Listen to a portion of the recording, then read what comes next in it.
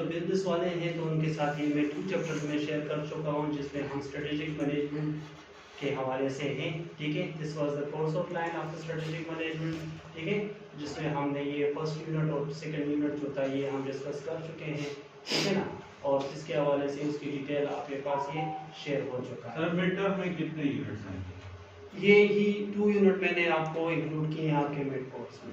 सही है, ठीक है, क्योंकि मैं आगे भी ज़्यादा कर लेंगे लेकिन फिर प्रॉब्लम हो जाएगी। ठीक है, तो मैं चाहता हूँ कि आज जो फर्दर है फिर हम उसको फाइनल के साथ वो कर टच करते हैं। सही है ना, अगर आप कहते हैं तो हम उसको आगे भी जा सकते हैं। अगर आप लोग कहते हो कि इसको आगे कवर करने आगे जाते हैं तो आगे भी कर लेंगे। ठीक है, और आप पेपर में एग्जाम में अगर आप उसको पिक कर सकते हो, कोई मसला ना हो प्रॉब्लम। ठीक है, तो दिस वाज द बेसिक आपका स्ट्रेटेजिक मैनेजमेंट हो गया। और ये आपके सेकंड यूनिट जो था आपका स्ट्रेटेजिक एनालिसिस के हवाले से हमने ये डिस्कस किया। ठीक है, इसके अलावा आप लोगों को मैंने जो असाइनमेंट्स आप लोगों को दिए हैं, जिसमें फर्स्ट वन जो था आपका जो लास्ट वाला था, जिसमें हमने BCG मैट्रिक्स और मैकेंजी 9 बॉक्स मैट्रिक्स का एग्जांपल के साथ आपको एक असाइनमेंट दिया है। ठीक है, वो आप नियाज साहब से डिटेल ले सकते हैं जिन्होंने फॉर एग्जांपल असाइनमेंट को पता ना हो। ठीक है ना, सही। और एक था हाउ के environmental effect the strategic management business तरह इफेक्ट्स हो सकता है।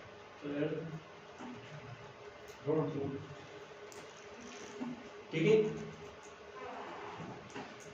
सही है। ठीक है, जो रेगुलर स्टूडेंट्स हैं उनको तो कोई कंफ्यूजन नहीं है दोस्तों, आप लोगों को कोई मसला तो नहीं है। ठीक है, तो ये एक पेपर मैंने आपके साथ शेयर किया है आज सुबह। ठीक है, this is also the part of your exam.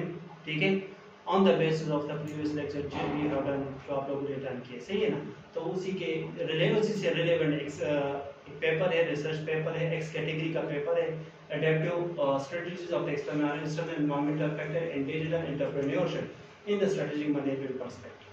ठीक है,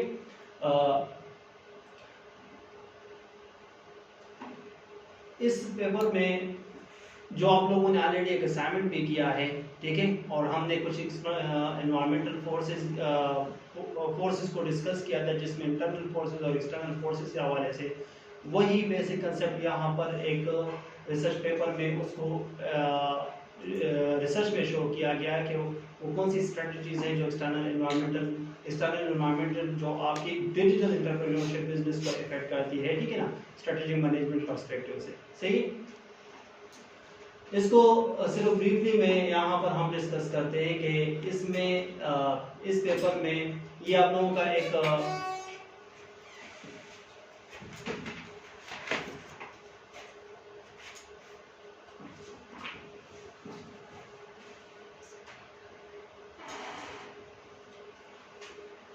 this is the absent form of this paper. ठीक है, रिसर्च पेपर आप लोगों में किसी से पहले आप लोगों ने रिसर्च पेपर पढ़े या डिस्कस किए?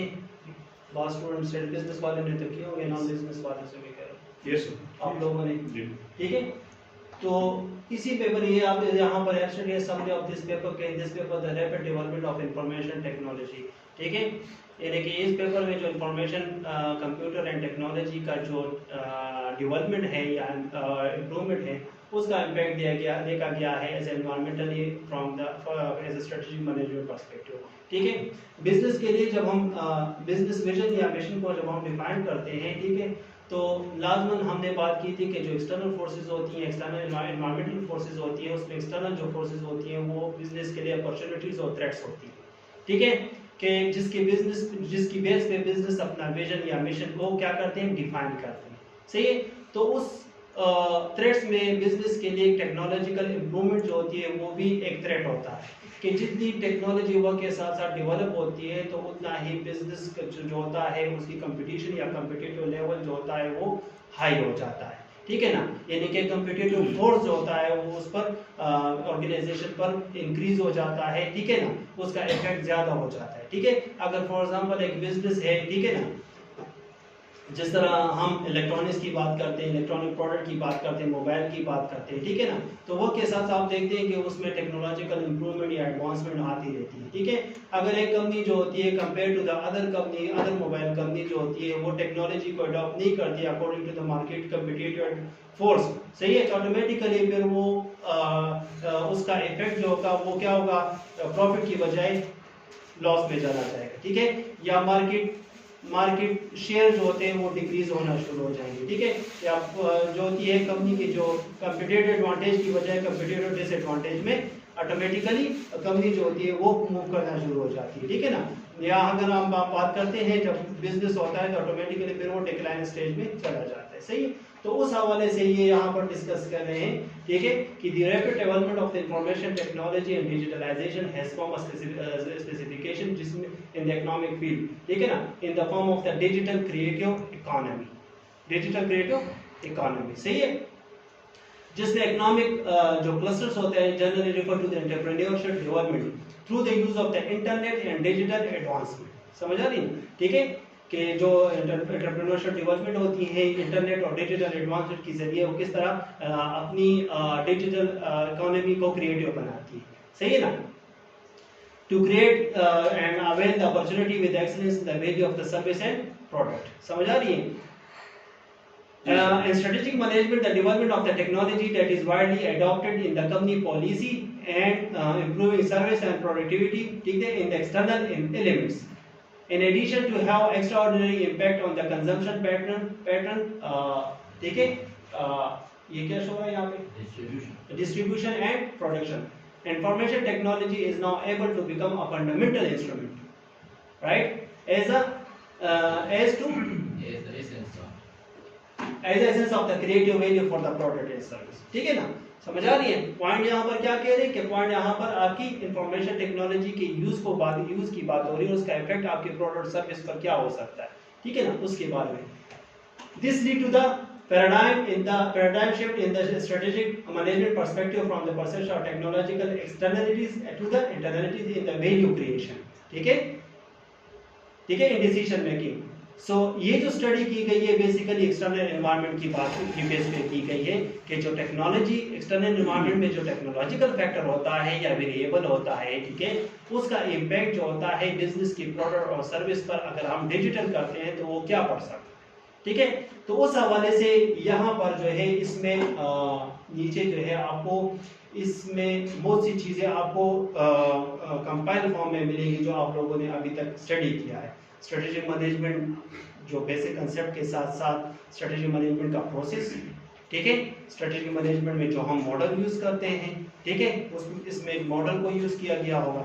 इसके अलावा जो एक्सटर्नल इंटरनल फैक्टर्स या इंटरनल एनवायरनमेंट और एक्सटर्नल एनवायरनमेंट जो हमने डिस्कस किया था उसको यहाँ पर डिस्कस इसमें आपको मिलेगा कि इंटरनल एनवायरनमेंट में कौन कौन से फैक्टर्स होते हैं, ठीक है, और एक्सटर्नल एनवायरनमेंट में कौन कौन से फैक्टर्स होते हैं और उसको किस तरह इम्प्रूव किया जा सकता है और उसका इम्प्रूवमेंट की वजह से उसका इफेक्ट क्या हो सकता है, ठीक है। तो इसमें आपको ये चीज़ें आपको मिलेंगी, ठीक है ना। ये मैं आपको डिटेल में नहीं, या मैं आप लोगों को छोड़ूंगा, आप लोग उसको रीड करोगे, ठीक है, और उसको बेसिक की चीज़ों को समझोगे। जो आप लोगों ने मटेरियल आपके साथ पहले आपने तरीका ये क्या जो आप मटेरियल मैंने आपके साथ शेयर किया पहले आप उसको पहले समझ लो, फिर उसके बाद इस पेपर को रीड आउट करना शुरू करो, ठीक है।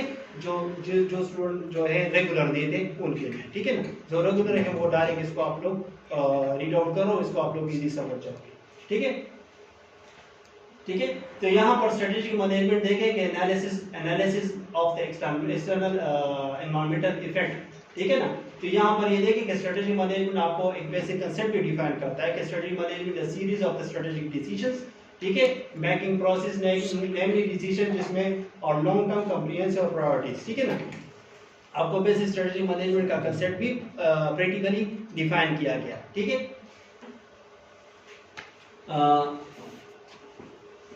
ठीक है, इसके अलावा इस तरह यहाँ पर ये देख लें कि फॉर्मुलेशन आप लोग पहले इसको बुक करना प्लीज, ये देख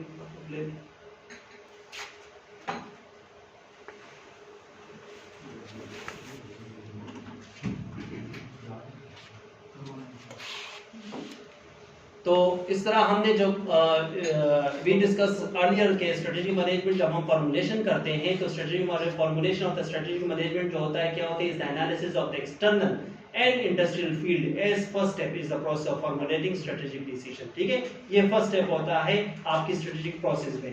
ठीक है ना, namely the implementation of the business opportunity assessment that will be encountered। ठीक है ना, as opportunity is the situation in the general and macro environment which if process and use optimally what is this word यहाँ पर शब्द है Opportunity। हाँ ठीक है ना, opportunity help the company to achieve the goal। समझ आ रही है? ठीक है, तो यहाँ पर वो बेसिक कंसेप्ट आपको स्ट्रेटेजिक फॉर्मुलेशन के बारे में ये डिस्कस कर रहे हैं। ठीक है ना,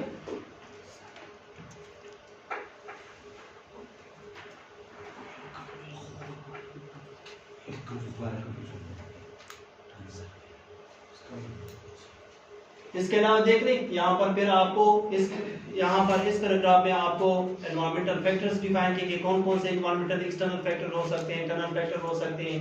ठीक है ना, फिर उसके बाद technology as a strategic element of the corporate adaptability की बात की गई है। ठीक है, कि टेक्नोलॉजी का क्या रोल होता है। सही है, इसमें आपको चेंज मैनेजमेंट के बारे में, स्ट्रेटेजिक मैनेजमेंट के बारे में, उसके एनवायरमेंटल फैक्टर्स के बारे में आपको डिटेल मिलेगा। फिर उसके बाद आपका डिजिटल एंटरप्रेन्योरशिप के बारे में आपका होगा। ठीक है, उसका क्रिटिकल रिव्यू दिया गया और एट द एंड जो है आपके पास इसका पेपर का एक कंक्लूजन आता है। ठीक है, ये इस तरह कॉम्प्लिकेटेड या डिटेल फॉर्म में आपको नहीं है, आप इसको इजीली आसानी से इसको रीड आउट कर सकते हो। ठीक है, तो ये मैं आपको जस्ट आपको एज अ मटेरियल दे रहा हूँ, आप उन लोगों ने इसको पेपर के लिए इसको रीड आउट जरूर करें, यानी कि पेपर के लिए आपका पार्ट हो सकता है। ठीक है, आपका इक्वेशन फॉर्मेट जो होगा, इक्वेशन जो होगा प्रैक्टिकली आपका इससे रिलेवेंट हो सकता है। सही है, फिर इसके अलावा अगर आपको कोई कंफ्यूजन हो तो फिर आप नेक्स्ट क्लास में आप उससे पूछ सकते हैं। ठीक है ना, तो ये जस्ट मैं आप लोगों के से सिर्फ ये ब्रीफली डिस्कस कर रहा था इस पेपर के हवाले से। ठीक है, और जो ऑलरेडी मैं शेयर कर चुका हूँ इसको हम पेपर का हिस्सा फॉर द मिड टर्म हम कंसीडर करेंगे। ठीक है ना, सही है।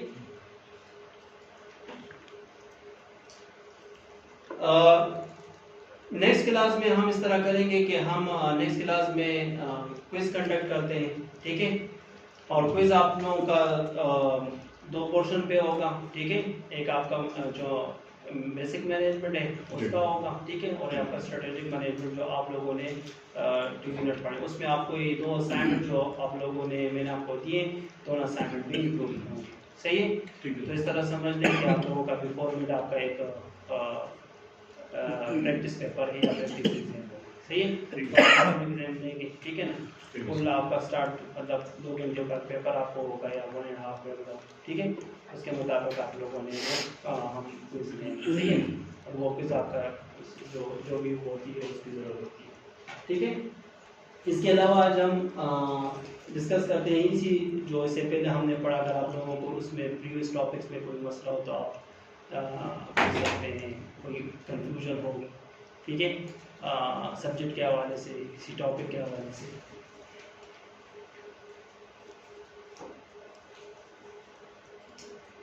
जो फ्रेश स्टूडेंट है आज उसके साथ में ज़रा इसको ब्रीफली डिस्कस कर लो, जो स्पेशली नॉन बिजनेस वाले हैं। ठीक है, इवन आप तो बिजनेस वाले आप लोगों ने ये सब्जेक्ट पढ़ा भी ऑलरेडी। ठीक है, तो आप लोगों को कोई मुश्किल नहीं होगी। Principle and practice of management जो सब्जेक्ट है ये बेसिक सब्जेक्ट होता है जो कि हर फील्ड में इम्पोर्टेंट होता है। ठीक है, हर फील्ड के साथ रिलेवेंट होता है, और वो कोई भी फील्ड हो, मैनेजमेंट जो होता है वो मस्ट एंड गोल होता है। सही है, तो उस हवाले से ये एक बेसिक सब्जेक्ट है आप लोगों का, जिसमें हमने इन टॉपिक्स को डिस्कस किया है इसी कोर्स में स्टार्ट में। ठीक है, उसमें आपको बेसिक टॉपिक वाइज यानी कि क्वेश्चन वाइज आपको यहाँ पर मटेरियल शेयर है, जिसमें हमने बेसिक मैनेजमेंट को डिस्कस किया है, उसकी कैरेक्टरिस्टिक्स को डिस्कस किए हैं। ठीक है ना, इसके अलावा जो मैनेजमेंट जो होता है this is also we discuss के it is also a science, it is also an art of the art भी है। ठीक है ना, क्यों है आर्ट और क्यों साइंस है। ठीक है, वो गलत है, आपके पास इसमें आता है डिटेल में। ठीक है, ये हमने इसमें डिस्कस किया था। इसके अलावा फिर हमने इसके वेरियस कंसेप्ट को डिस्कस किया था मैनेजमेंट में, ठीक है, जो बेसिक कंसेप्ट हैं, management is a discipline, management is a group of the people, is a process etcetera. फिर उसके बाद हमने डिस्कस किया था लेवल ऑफ मैनेजमेंट को, ठीक है, जो मैनेजमेंट के डिफरेंट लेवल होते हैं जिसमें टॉप लेवल, मिडिल लेवल और लोअर लेवल मैनेजमेंट आता है, ये हमने डिस्कस किया था, ठीक है। इसके बाद मैनेजमेंट की बेसिक ऑब्जेक्टिव्स को हमने डिस्कस किया था कि बेसिक ऑब्जेक्टिव्स क्या क्या हो सकते हैं, ठीक है आपके। इसके अलावा फंक्शंस जो बहुत ज़्यादा इंपॉर्टेंट होता है इस सब्जेक्ट में, ठीक है, जो मैनेजमेंट का और जिसके लिए मैनेजमेंट किया जाता है, ठीक है, तो फंक्शन को हमने डिस्कस किया था।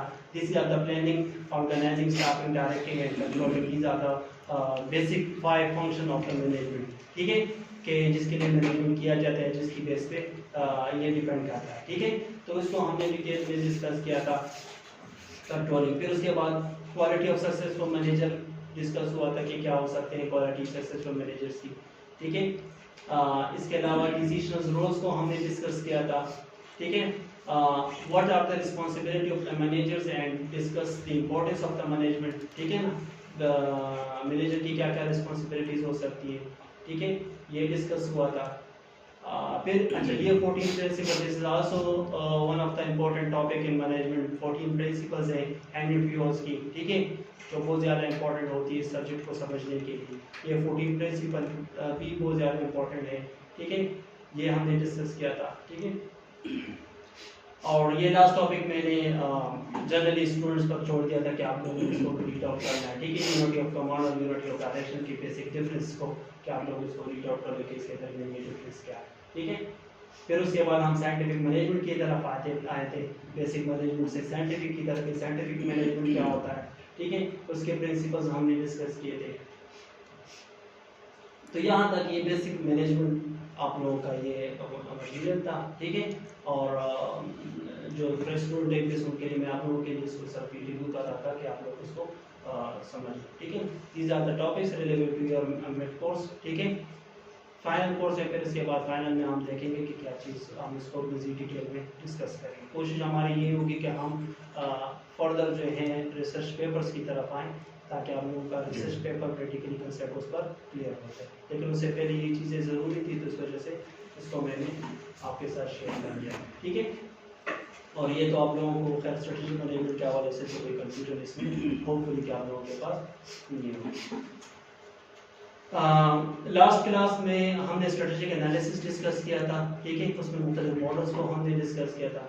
फिर उसके बाद हमारा यही स्ट्रेटेजिक फार्मूलेशन इसी से रिलेवेंट है, लेकिन हम ये स्ट्रेटेजिक फार्मूलेशन और स्ट्रेटेजिक एनालिसिस और मजीद जो इसका स्ट्रेटेजिक एवोल्यूशन कंट्रोल ये फाइनल के लिए हमने छोड़ दिया, ठीक है। इसको हम फाइनल में इसको कंसिडर करेंगे इस चैप्टर्स को, ठीक है ना, सही। तो मैं समझता हूँ कि आप लोगों के लिमिट के लिए ये इतना काफी होगा, हाँ सही है ना।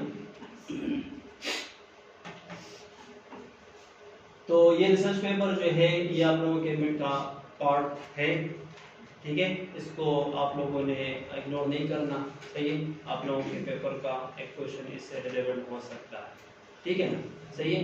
इसी जो आपका ये रिसर्च पेपर है, ठीक है ना, तो इसी से अपनी पॉइंट जो है अपने लिए नोट कर लें, फिर आप उसको पेपर में उस क्वेश्चन में अगर आपको क्वेश्चन आ सकता है तो उससे आप इसी से पॉइंट्स को आप मेंशन कर सकते हैं, ठीक है ना, सही।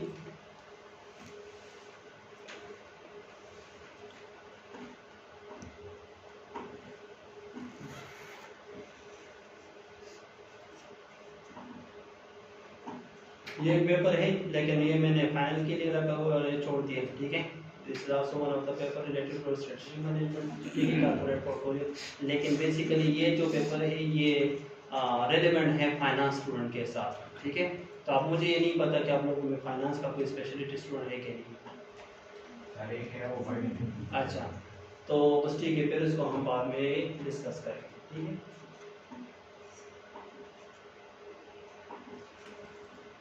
अच्छा ये स्लाइड्स है जो हमने अभी तक जो डिस्कस किया है अभी तक, ठीक है, ये उसके ब्रीफ स्लाइड्स हैं। ये ज़रूरत है आप लोगों को अब मैं समझता हूँ कि ज़रूरत नहीं होगी क्योंकि मैं आप लोगों के साथ वो डिटेल ऑलरेडी शेयर कर चुका हूँ। ये उसके शॉर्ट फॉर्म में आपके पास आ रहा है, ठीक है।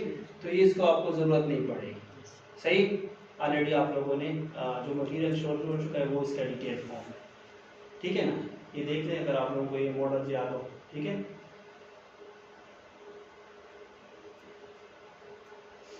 ठीक है, ये आपका स्ट्रेटेजिक मैनेजमेंट का प्रोसेस होता है,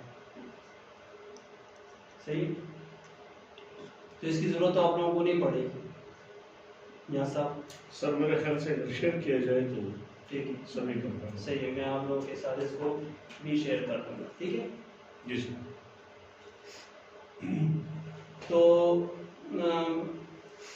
आज तो मैं सोच रहा था कि मैं आप लोगों से बस जनरली आप लोगों से इस चीज़ को सिर्फ डिस्कस कर लूँ, ठीक है। और आगे मैं मिनट के बाद इसको कंटिन्यू कर लूँ, ठीक है। तो चूँकि कुछ स्टूडेंट न्यू भी आप लोग आए हैं आज, वो भी एब्सेंट है जो लास्ट क्लास में थे। तो आप लोगों को कोई मसला हो, कोई कन्फ्यूजन हो, ठीक है, तो आप अभी पूछ सकते हैं। कोई मसला आप लोगों को सब्जेक्ट के हवाले से हो या अच्छा एग्ज़ाम का जिस तरह मैंने आपको बताया है, ठीक है। तो एग्ज़ाम चूँकि आप लोगों का 2 दिन का एग्ज़ाम होता है, ठीक है। और ऑलमोस्ट मेरे ख्याल से 3 पेपर एक दिन में है, तो आप लोग कर लोगे ये, कुछ मसला तो नहीं होगा। कर लेंगे सर। हाँ, क्योंकि उसके अलावा हम लोग मेरे ख्याल से आप लोगों को जॉब का मसला होता है, ठीक है। मसला इसमें ये है, तो इंशाल्लाह इजी होगा पेपर, कोई मसला नहीं होगा। इस सब्जेक्ट जो है ये जो हमारा सब्जेक्ट है ये खैर टोटली थ्योरेटिकल सब्जेक्ट है, ठीक है।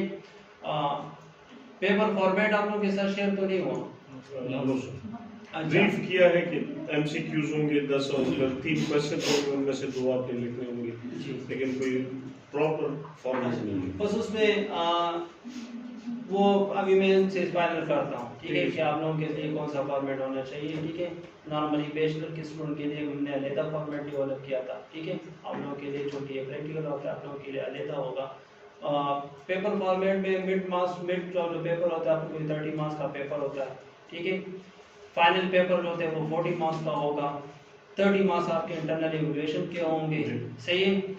और बाकी जो होगा जो पेपर है, पेपर फॉर्मेट में और फाइनल के फॉर्मेट में होता है, फॉर्मेट तकरीबन सेम ही होता है। एमसीक्यूज अभी इन्होंने शामिल कर दिया है।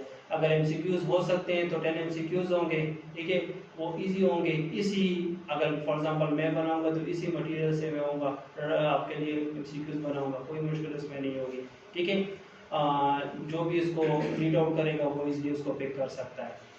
इसके अलावा जो लॉन्ग क्वेश्चंस होते हैं, ठीक है, वो 3 भी हो सकते हैं, 4 भी हो सकते हैं, ठीक है, इवन 5 भी हो सकते हैं, ठीक है। तो टोटल 20 मार्क्स होंगे। 10 मार्क्स का क्वेश्चन भी हो सकता है एंड 5 मार्क्स का भी क्वेश्चन हो सकता है। But when you attempt the paper तो आप उसको टाइम के मुताबिक उसको अटेम्प्ट करोगे। इस तरह नहीं है कि फॉर एग्जांपल एक क्वेश्चन मैं आपको देता हूँ और वो डिटेल में, सही है, तो आप उसको डिटेल में इस तरह ना जाएं, आप उसको टाइम के मुताबिक उसको अटेम्प्ट करें। 2 आवर्स पेपर होगा, ठीक है। तो बहुत स्टूडेंट इस तरह होते हैं, अक्सर लोग जो होते हैं वो एक क्वेश्चन में डिटेल में लिखना शुरू कर देते हैं, तो टाइम की वजह से फिर उनसे एंड में क्वेश्चन मिस हो जाता है, ठीक है। तो आप उसको टाइम के मुताबिक देख लें, सही है। तो मेरे पेपर में ये भी हो सकता है कि मैं आपको 5 मार्क्स दे सकता हूँ, उसमें आप 4 अटेम्प्ट करो, 5 मार्क्स का ईच क्वेश्चन होगा, ठीक है ना। अगर इस तरह नहीं होगा 3 क्वेश्चन होंगे या 4 क्वेश्चन, उसमें आप 2 अटेम्प्ट करते हो, 10 मार्क्स के भी क्वेश्चन हो सकते हैं, ठीक है। बट वो इससे इस तरह नहीं होंगे कि मैं आपको दिखाने के लिए कहूँगा या उस तरह, ठीक है, सही। आप उसको कंसेप्चुअल फॉर्म में उसको अटेम्प्ट करना है आपने पेपर, सही। पेपर कोई मुश्किल इसमें नहीं है, आप लोगों ने थोड़ा इसको टाइम देना है, अगर थोड़ा आप उसको टाइम दे देते हो। दूसरा ये है कि अगर आप जितना आप इसको आपस में डिस्कस करते हो तो डिस्कशन से आपको ईजिली समझ आ जाएगा, ठीक है। किसी भी सब्जेक्ट में आपका हो तो आप वो ईजिली इसमें आप पिक कर सकते हो, ठीक है। तो पेपर आपका यही होगा इंशाल्लाह, फिर कोई मुश्किल नहीं होगी। कोई इसके अलावा भी अगर कोई स्टूडेंट एब्सेंट है उनको कोई कंफ्यूजन हो तो फिर वो कॉन्टेक्ट कर सकते हैं, सही। असाइनमेंट भी डिटेल्स कर दें। अच्छा, असाइनमेंट मैंने आपको 2 असाइनमेंट दिए, ठीक है, जो मेरे साथ अभी सिर्फ नियाज साहब इनका आ चुका है, और आज अमर साहब अमर अच्छा, विशाल की भी है सर, हाँ? विशाल की भी है विशाल जी। और आप और ये अमार का आ चुका है अभी, ठीक है, ठीक। बाकी किसी का नहीं आया, ठीक है। ये नोट कर लें अपने साथ, ये तो ग्रुप में शेयर Share हुआ, है। ग्रुप में शेयर है, ये चाहिए तो स्टूडेंट कुछ ग्रुप में ऐड नहीं है, ठीक है सर, इनको कर लें। इनको आप ऐड कर लें, सही है। तो ग्रुप में है और इनमें मेरे ख्याल से आपने लास्ट आपने सिर्फ एक टॉपिक शेयर किया था ना? सर जो आज वाला ड्यू था वो किया था, अच्छा, वो पेरोजिल के लिए दोनों को फिर से कर लेंगे। हाँ, इसको जरा काइंड की दोनों इसको शेयर कर दें, ठीक है। एक आपका आप लोगों का जो एक टॉपिक है उसको यहाँ सब शेयर कर दिए, बीसीजी मैट्रिक्स और मैकिन्जी रैंक बॉक्स मैट्रिक्स का था, कंपैरिजन था, ठीक है, लास्ट वाला। और एक आपके पास था कि जो इस पेपर से रिलेवेंट है, how the environmental factor effect the strategic management process, ठीक है। जी सर। ये फर्स्ट आपका असाइनमेंट था, एनवायरमेंटल फैक्टर और स्ट्रेटेजिक इफेक्ट आपके स्टडी, ठीक है।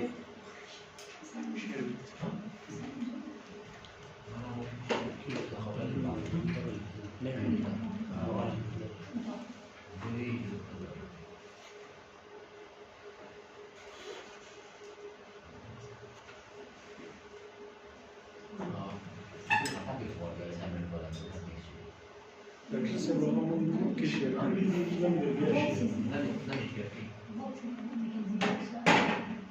ये वाला शेयर कर दीजिए, ये वाला उस पर नॉन यूजर पे हम शेयर जी सर, मैं स्ट्रेटेजिक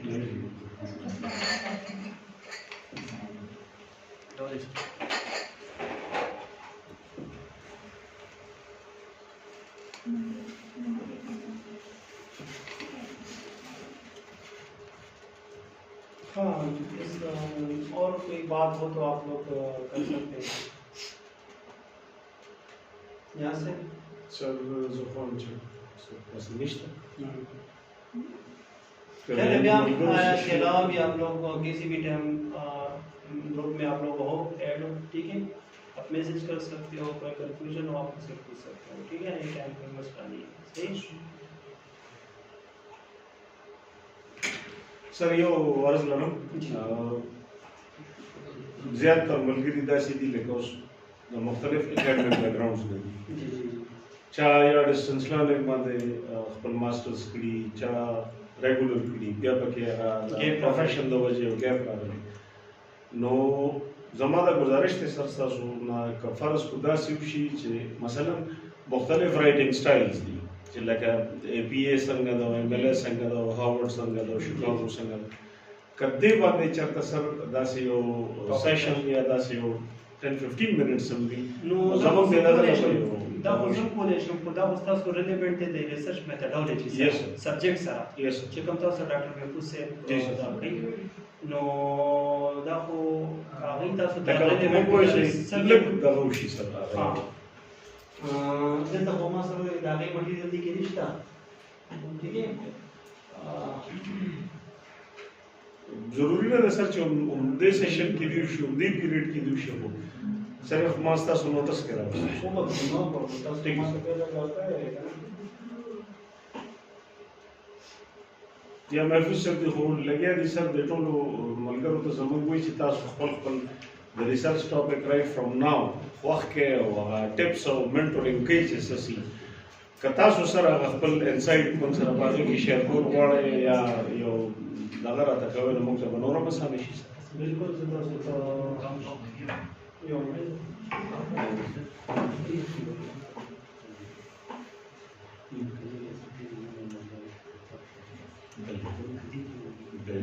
ना ना ना ना आता सो मख के सके को तासो लेकिन को